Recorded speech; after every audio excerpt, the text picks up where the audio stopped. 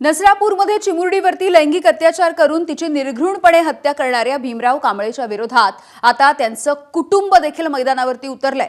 त्याची पत्नी आणि मुलगा या दोघांनी देखील कांबळेच्या कृत्यावरती तीव्र असा संताप व्यक्त केलाय। या नराधमाला केवळ फाशी नाही तर त्याला जाळून मारा आणि ठेचून टाका अशी मागणी त्याच्या पत्नीने केली आहे। तर त्याला बाप म्हणवून घेण्याची देखील लाज वाटते असं त्याच्या मुलानं म्हटलंय।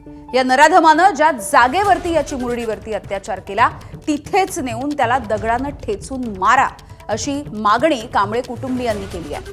नराधमाच्या कृत्यामुळे आपल्याला प्रचंड मानसिक त्रास होतोय।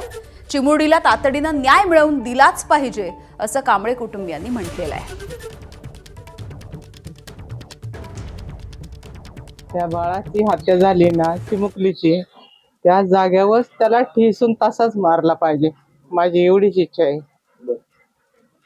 तुम्ही काय संपर्क आता त्याला सोडवायला वगैरे जाणार किंवा काय?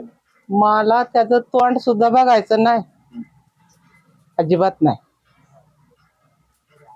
माझ्यापर्यंत कोणी त्याचं अंत्यविधी झालाय म्हणून सांगाय पण येऊ नाही। ठेसून मारला पाहिजे, फाशी ते किरकोळ आहे, जाळला पाहिजे त्याला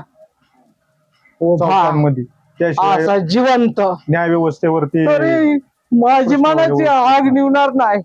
वडील म्हणून घ्यायची सुद्धा लाज वाटते ह्या अशा व्यक्तीला। त्याने त्याच्या पोटी मी जन्म घेतला, हाच माझा मोठा गुन्हा आहे आज।